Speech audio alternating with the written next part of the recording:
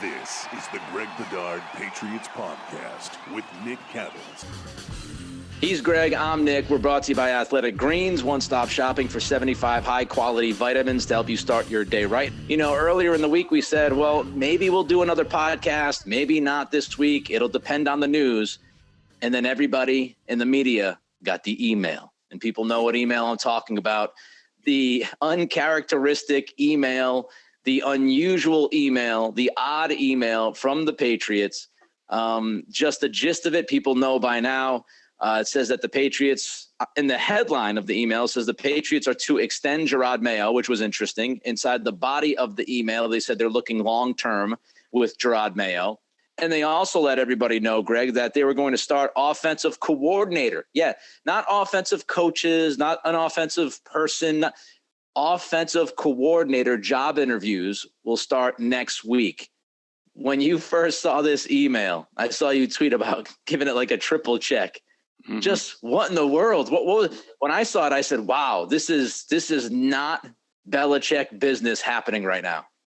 Yeah, I was completely shocked. I had to look at it for a good couple minutes. Like, you know, first of all, it came from Stacey James, who is director of media relations for the Patriots. Normally, you get general press releases from a generic Patriots media relations email account. So this is coming directly from Stacey. I think a lot of us in the media wondered if Stacey had been hacked. You know, and I sort of studied it, like, you know, it was put on like Patriots, like letterhead and stuff like that. And like, I'm looking through to see if, you know, it was some elaborate fake. Maybe somebody was trying to dupe us all in the media to be like, oh, look at those idiots. They'll fall for anything, that sort of thing. I mean, not that that hasn't happened this year or anything. And it was just that stunning, Nick, that, you know, the Patriots of William Steven Belichick, the guy who, you know, there can be reports that the Patriots have signed so-and-so to a contract, and he's expected on the practice field later that day, and Belichick will say, we don't comment on contract negotiations. And that's the policy of Bill Belichick, that they never, ever comment on contract negotiations. And here they are admitting that they're in contract negotiations with Jerod Mayo. And then to say that they are going to begin interviewing for offensive coordinator, that they're even telling you that they're starting the process and that they are going to name an offensive coordinator at the end of the day, after we just went through more than a year of Bill Belichick, you know, us asking questions about Bill, who's going to be the play caller, who's going to do this, who's going to do that. And he basically told us to go pound sand. This same team with the same head coach is now telling you all about their business as far as what they're going to do on the offensive side. I mean, I almost fell over in my chair when I saw it.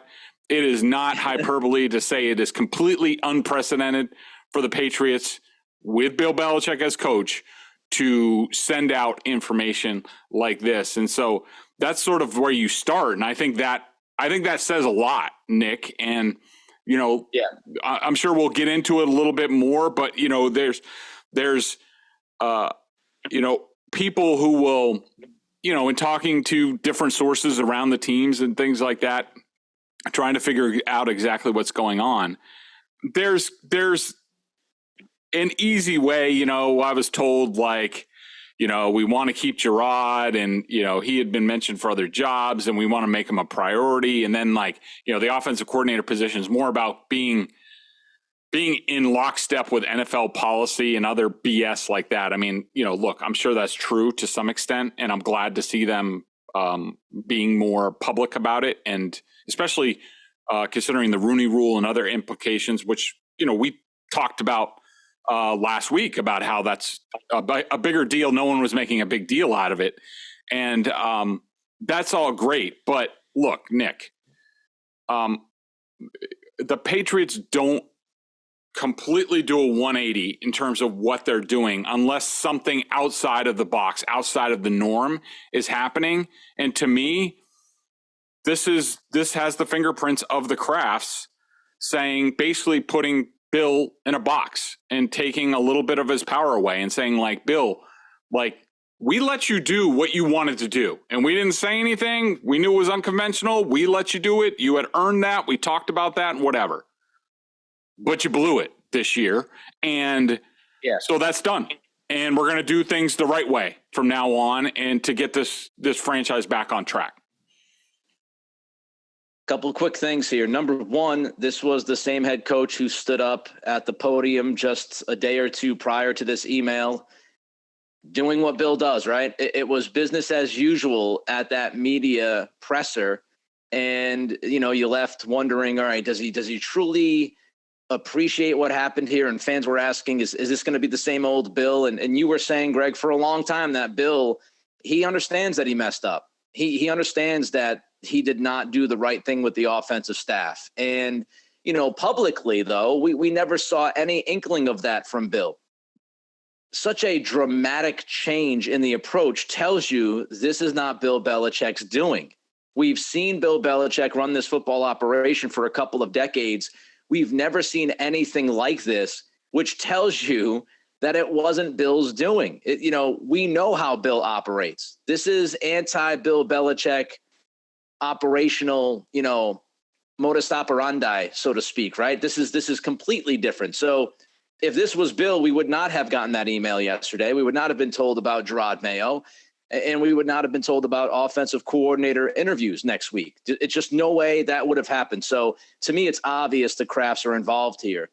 I would also say that it really shines a light on how much of a locked box Belichick has kept here in New England for 2 decades. The fact that this getting out, this, being emailed is such a revelation, it is so unprecedented, really tells you the lengths that Belichick has gone throughout his Patriots career to keep the information in-house as much as he can, unless he wants it out there, wink, wink.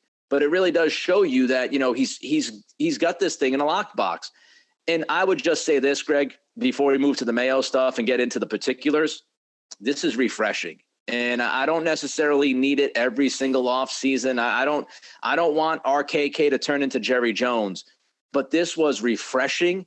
I loved that they came out and in no uncertain terms said, this is what we're doing. This is what we want to do. We're actually going to give guys titles. I thought it was great. And I read what you wrote last night, and you talked about it being a positive step in the right direction.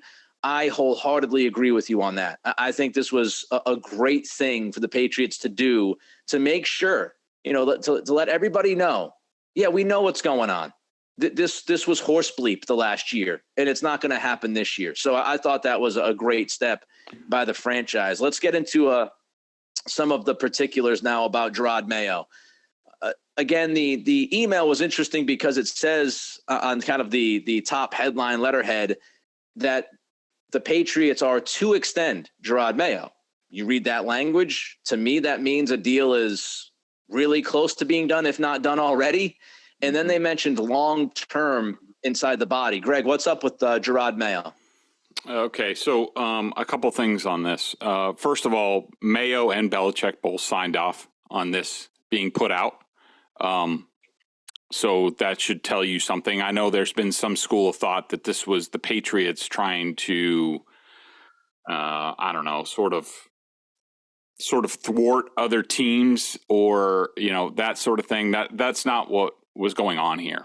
From my understanding, the Krafts love Mayo. And I can tell you, and let's backtrack a little bit, because I just want to say, for all the people out there who thought some of my commentary about Belichick's future here and how it wasn't assured. And, look, they ended up going 2-5 down the stretch instead of 0-7. A lot of the focus was on the Cardinals game because the thought around the building was things were so precarious at that point with the team that if they lost that game, 0-7 was really 0-7, and losing the team completely was on the table at that point in time. But credit to the Patriots, they won that game. They won the Dolphins game. We don't need to get into style points or who the quarterbacks were or anything like that. The fact of the matter is they finished 2-5 and went 8-9. And I also reported that going into the final meeting for Kraft and Belichick, Belichick's future was, I would say, not assured. Depending on his attitude and how accommodating he was, like, that's from rock solid ownership sources that it was. I mean, nobody's saying like, oh, he was on his way to being pushed out, but no, they, all options were on the table was the way it was termed to me. And they heard the right things and Bill had the right attitude. We talked about that, previously. And I think that, if for those who are out there with the illusion that Bill Belichick can do whatever he wants after what he's done here for 20 plus years and the 6 Super Bowl titles, I think this tells you that is not correct. That this is the Krafts, flexing their muscle, following up on the letter to season ticket holders that says we're going to be vigilant about this. We're going to make critical decisions about football operations. I think Bill ceded some of his personnel power previous to this. I think this is now him ceding some of his coaching control over his coaches and other things. And so I just wanted to say that. As far as Mayo, my understanding was, look, he was fed up and ready to go. He was very much wanted to get out, and which we talked about would have been a terrible look for the Patriots. There's no reason for Jerod Mayo to go and take basically a lateral position or be a defense coordinator / play caller somewhere else where he could have that opportunity here.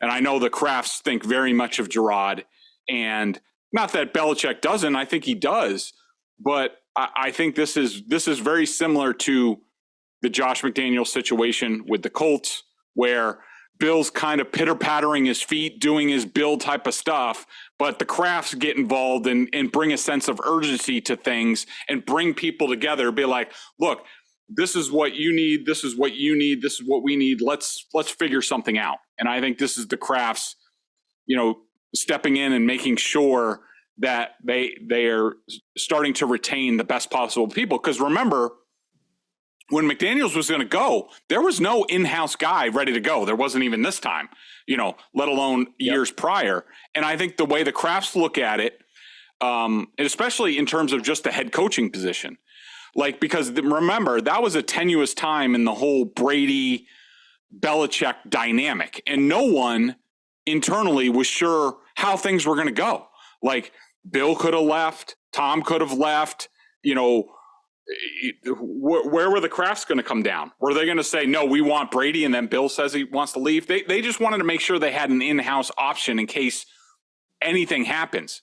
Well, now Jerod Mayo is that in-house option, that if for whatever reason, whether it's performance, health-related, Bill retires, whatever, the Krafts just didn't want to leave themselves like, the Jets when Bill Parcells decided to walk away and Belichick decided he didn't want it, and then all of a sudden they're in coaching purgatory. They don't want any of that stuff.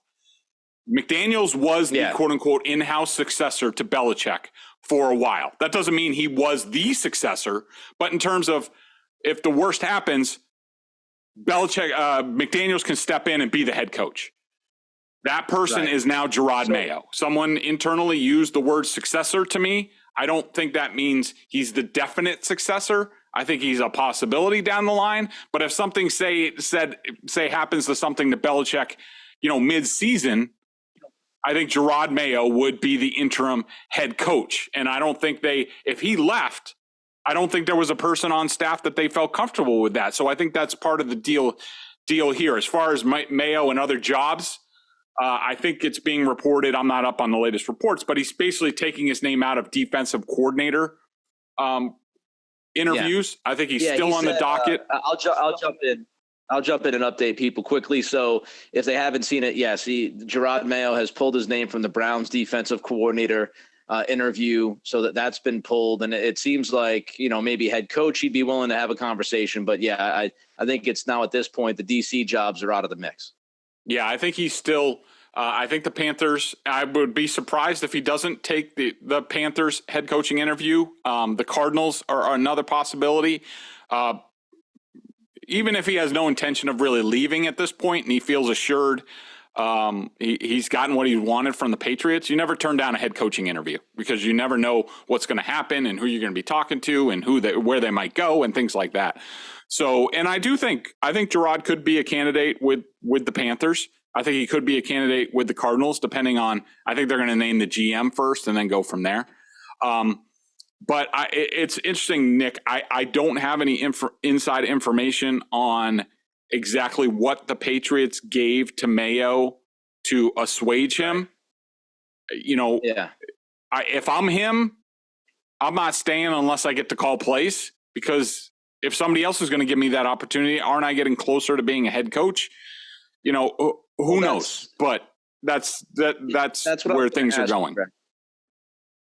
I was going to ask you that, as far as the role, because people have thrown out assistant head coach, people have thrown out, he'll now call the plays. I saw maybe associate head coach with co-defensive coordinator title being thrown out there. So you haven't heard really anything as far as his specific role moving forward.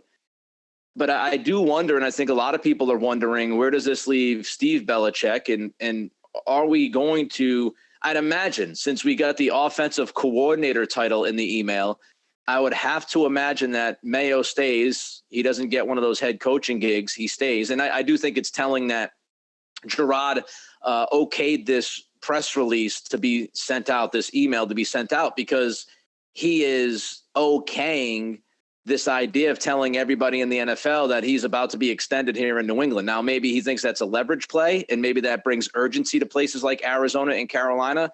And if they're really serious about him, he can now say, hey, look, I'm about to get extended here and be here long term. So, crap or get off the pot, so to speak. But I do think it's telling that he allowed that email to be sent. I think it's rather obvious if he had it his way, he would rather stay in New England if he's not getting a head coaching gig. So maybe that's just a workaround there.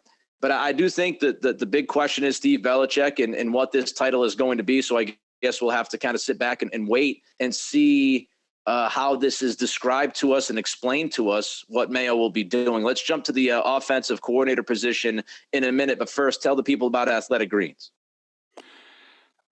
Athletic Greens, I started taking them because I wanted to make sure I was getting all my vitamins and nutritional supplements I needed in one place. Now I've been on it for 6 months and I love it. It doesn't taste like it's super healthy. It kind of has a mild tropical taste, a little bit minty, and I actually look forward to it each morning.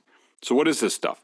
With one delicious scoop of AG1, you're absorbing 75 high-quality vitamins, minerals, whole food source ingredients, probiotics, and adaptogens to help you start your day right. This special blend of ingredients supports your gut health, your nervous system, your immune system, your energy, recovery, focus, aging, all the things you're looking for. I take it first thing in the morning. It's now part of my daily routine, and I'd be lost without it. I love how it contains less than 1 gram of sugar, no GMOs, no nasty chemicals or artificial anything, while still tasting good. Right now, it's time to reclaim your health and arm your immune system with convenient daily nutrition. It's just one scoop and a cup of water every day. That's it. No need for a million different pills and supplements to look out for your health. To make it easy, Athletic Greens is going to give you a free 1-year supply of immune-supporting vitamin D and 5 free travel packs with your first purchase. All you have to do is visit athleticgreens.com/Bedard.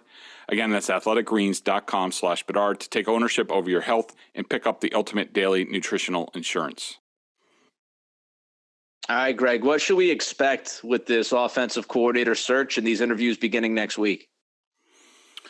It's a great question. I mean, look, this is uncharted territory for Bill Belichick and the Patriots. First of all, in accordance to the rooting rule, they have to interview at least 2 minority candidates. These interviews do not have to be in person. Before this announcement happened, Belichick and the rest of the coaches were supposed to be on vacation through the end of next week. Most of the coaches were gone anyways when this announcement came out. I would assume Belichick might do some Zoom interviews with people. We just don't know, Nick. And it's nobody has any inside information. Again, this is now going back to it's all Belichick, and the Crafts are going to be involved, and I'm sure they're going to suggest some candidates for Bill to interview. But it really comes down to, and Bill's not going to tell anybody this, like, what does he want to do with his offensive system? We've talked about it before, but it's important to note. This goes back to his Cleveland days. Something that Bill fundamentally believes is that in the best interest of the team, you cannot be changing playbooks all the time. You have a Patriots offense. Now, they tweaked things this year and did things differently. Does he want to keep going in that direction? Does he look for somebody from the Shanahan tree to do that? Somebody who actually, I don't know, knows the offense and can teach it to people? Or is he going to go back and say, well, that was a disaster. Let's go back to what we did for years. And does that bring in more Patriots tree people? Bill O'Brien, you know, Nick Caley. It's interesting that, you know, and I saw you reference this on Twitter. Nick Caley's being mentioned for possible offensive coordinator interviews. And it just makes the decision to look at if he's being thought of this way outside the building, first of all, somebody is telling him that. Like, somebody is giving Nick Caley, hey, you need to talk to Nick Caley. Somebody like Josh McDaniels and other guys in Vegas who have worked with Nick are saying, like, this guy's really smart. He's really good. You should talk to him. Which makes this crap show look even worse from the past year because they had the guy in-house. And for whatever reason, dicking around with titles and money and stuff like that, they just didn't promote him, which was just asinine. So do they want to? Do they think that they want to stay with how they've always done things, and that would limit the pool again? Are there candidates like a Cliff Kingsbury who could meld the two a little bit better? Here's what I think, Nick. I think the priority, first of all, they need to answer a couple questions. They need to answer how much are they convinced on Mac Jones? Is he the guy for next year? And you don't have to make a decision on him long term, but as far as next year, are you saying, all right, we really did Mac wrong this year and the rest of the offense, that was obvious.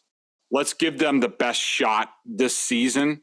And what's the best shot for them? What's the best thing? What's the best thing for Mac Jones or that type of quarterback? To me, that's the old Patriots system. If you're not wedded to it, maybe you go in a different direction and say, we'll see if Mac can do this, but this is the direction we want to go. And then I think the other main thing, if I'm Belichick, is he has to find somebody, and these guys are rare. They're not easy to find. You have to find someone who can coach the quarterback. And that, because anything else in the NFL, it doesn't matter. I don't care what you have on defense or special teams or whatever. If you can't get the quarterback playing well, and that means you need to teach them the fundamentals, the reads, the minutia of playing quarterback. If you if you don't have a guy on staff that can do that, the rest doesn't really matter. So, you know, answering those main questions will sort of lead you in a general direction. But as far as what I think they're going to do, who the hell knows? I mean, it's really up to Belichick, and he's got a bunch of questions he needs to answer first before he even gets into, you know, who am I going to talk to for this? Right. When we look at Bill O'Brien, because he's the name on everybody's list, right? That at the top. When we look at O'Brien, this idea of Jerod Mayo being the possible successor, would that impact O'Brien's thought process? If O'Brien's thinking, yeah, I'll go back to New England if I have a chance to take over the program eventually, would that have any impact? Or O'Brien would just more look at it like, nah, I'm getting back into the NFL. I'm going to be the offensive coordinator. And it doesn't really matter if it's New England or somewhere else. Getting back into the NFL gives me the inside track of getting a head coaching job again. Yeah, I think that's a little bit, you know, and I've heard other people bring this up. I think, you know, I understand the question. And I do think, look, I even think before this press release came out, from what I heard about O'Brien, and I have not talked to him about this, just to let people know, that he wasn't exactly keen on the Patriots, what was going on. I mean, because, and maybe things have changed, because I think my guess is he's looking for clarity in terms of how much autonomy he's going to have. Can he run his offense? Can he do what he wants to do?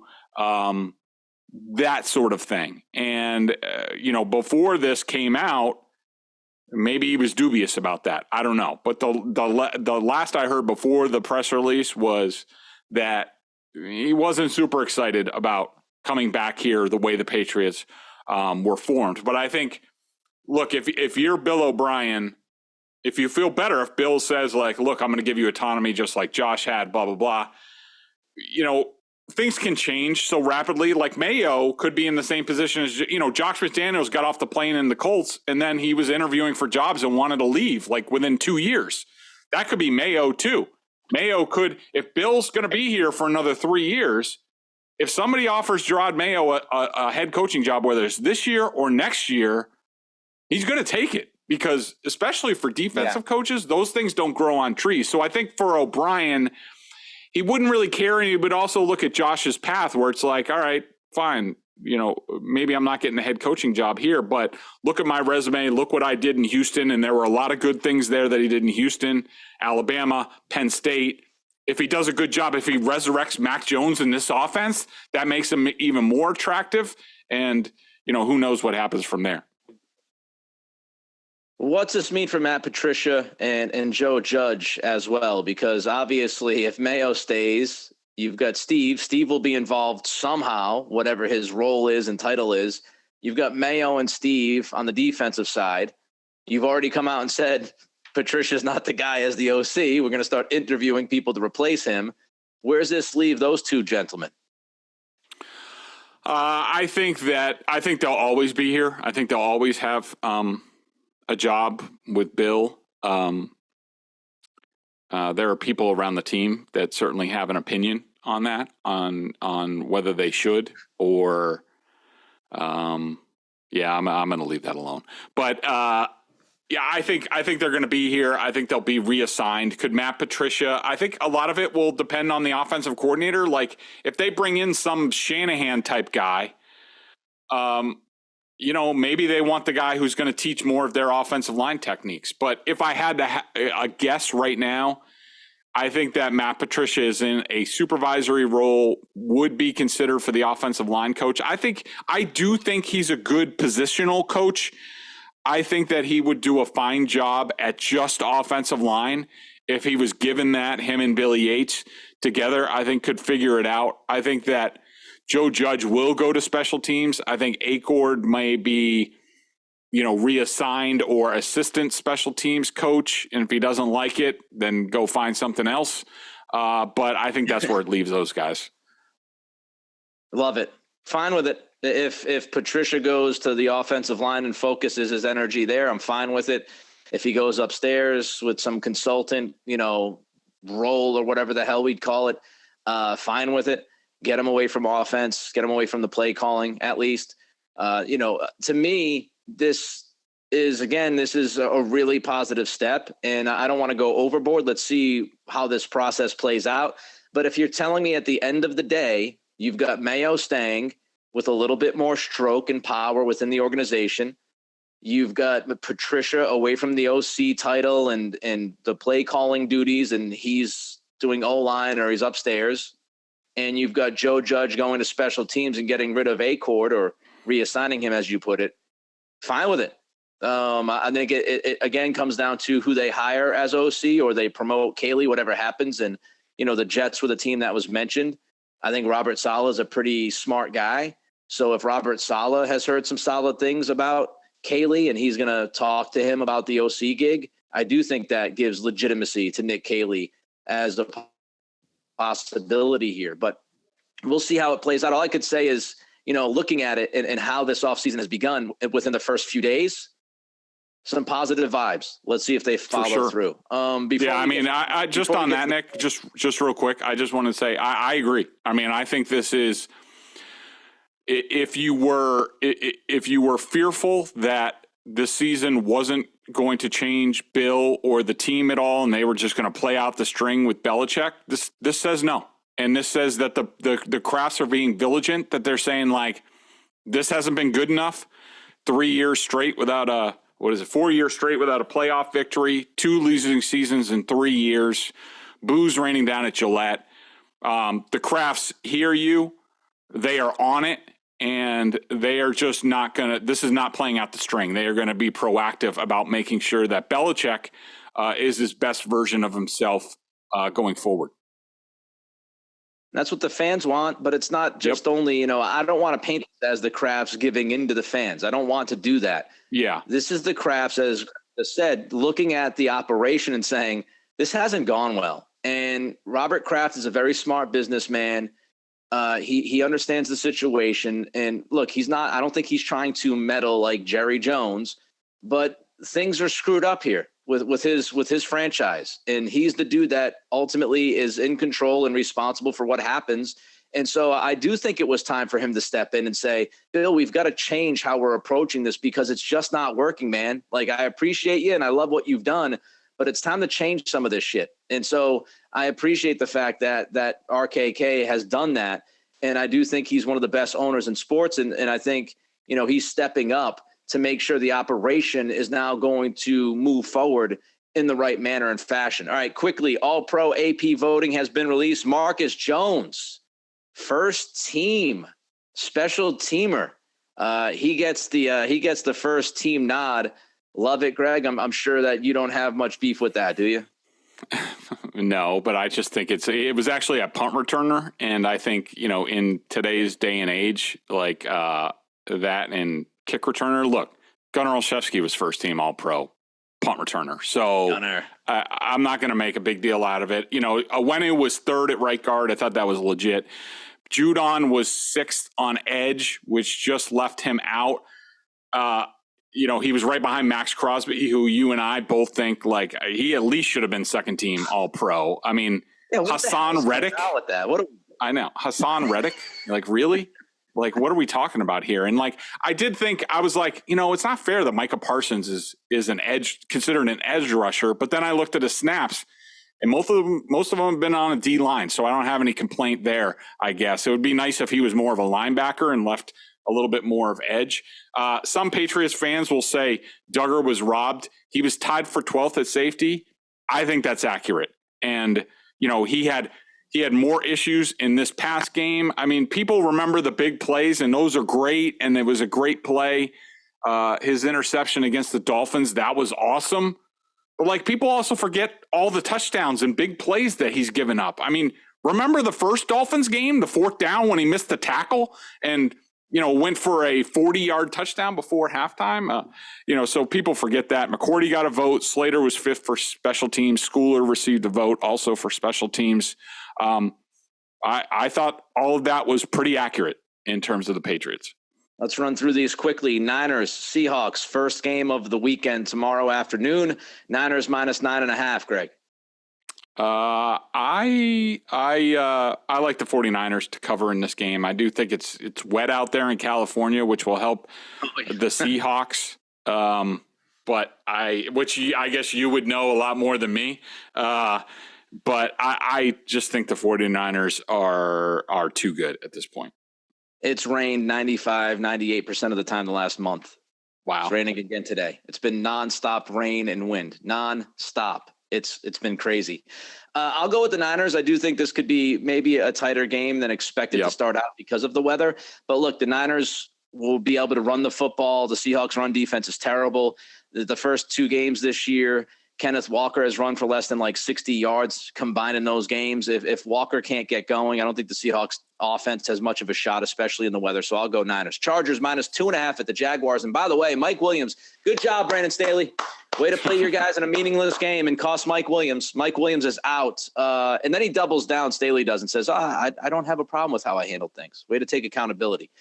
Chargers minus 2.5 against the Jags. Yeah, I can't believe they're favored there, and especially now though with Mike Williams, they're a different offense when Mike Williams is out there. When he's not out there, they're very average. I think the Jaguars can pound away at the Chargers in the running game with their running backs, but also Trevor Lawrence. I like the Jaguars in this game. Yeah, I kind of do too. Even though I love Herbert, but I agree with you, man. Mike Williams he is a huge absence within this offense. This offense is just different with him. Austin Eckler's a headache. He will be a headache. Keenan Allen's had a down year due to injury, but I like the Jags at home as well. Bills minus 13.5 against Miami. I like the Bills. I don't know if they'll cover because I do think the Dolphins have the ability to run the ball. If they go straight sort of pound the ball, run action with Skylar Thompson, take a couple shots, I think they can hang around a little bit. But, I mean, Skylar freaking Thompson, are you kidding me? And probably DeMar Hamlin will probably walk out onto the field. I mean, good luck to the Dolphins. It's just so difficult. That's a huge number, but I haven't seen enough of Skylar Thompson to, even with 13.5, to take the Dolphins in this game on the road. So I'll go with the Bills as well, even though it's a huge number. Vikings -3 against the Giants. Giants will be spunky and they'll have some things for the Vikings, but I think the cardiac kids and the Vikings find a way again. I mean, even if they're down, they just have the ability to come back. And Justin Jefferson, I just don't think that the Giants have enough to match up with him. Bengals -8.5 against the Ravens, and I'll agree with Greg on the last one. Bengals -8.5 versus Baltimore. I love the Bengals. No Lamar Jackson. No chance. I mean, the Bengals are as good as they want to be. Sometimes they lose interest, like in the Patriots game in the second half, but they have the ability to freaking steamroll a lot of teams, and including the Ravens. I mean, the Ravens have a good defense. They know each other. It's a tough division game. It could be a little bit tighter than that, than the 8.5. But, I just think the Bengals are too good at the end of the day. I'll go with the Ravens with the points. I think the Bengals win the game. Cowboys -2.5 at Tampa. I'm going with Tommy. It's looked ugly at times. It'll look ugly in this game. I don't think Dak is playing very well. I think he'll turn the ball over. I think the Tampa defense will turn it up in this game. They kind of turn it off and turn it on. I think they will turn it up in this game. And I think Tommy will make enough plays and the Cowboys will stay winless in the postseason. Yeah, I've got Tommy at home. All right, let's jump to the BSJ member question of the day. $39.99 on the annual plan, all the great coverage they give to you. What do you got, Greg? Yeah, real quick. Somebody was asking me, a couple people in my BSJ member chat, about the report from Chris Sims that Mac was going behind the Patriots' back to call people and looking for ideas, and that rubbed Belichick the wrong way. My thought, first of all, it's no secret that a lot of guys on the Patriots were talking out of school about what was going on with the offense. I mean, you could find a clip of me on NBC Sports Boston from May saying that people are alarmed with what's going on in the offense. So that was going on throughout. Mac Jones asking people for ideas. First of all, I don't even know why that's such a bad thing. I mean, to me, it sounds like the quarterback was trying to find a way for the team to get better and was like looking, asking people who actually know something about offense as opposed to his coaches. So, but did Bill like Mac talking out of school and he wasn't the only person? Let me tell you that. No. And did it bother him? Yeah. But at the end of the day, Belichick's smart. He knows he screwed the pooch. He knows he screwed Mac Jones and these guys. And he gave them a bit of a pass. And so I don't think things are bad between Belichick and Mac Jones. I think they're just looking for a fresh start. And I think they have the ability to do that with this offensive coordinator search. A fresh start. It felt like a fresh start this week. It was a positive first step for this organization. It looks like it's going to be a very newsworthy offseason that we should have fun with. He's Greg. I'm Nick. We'll talk to you next week.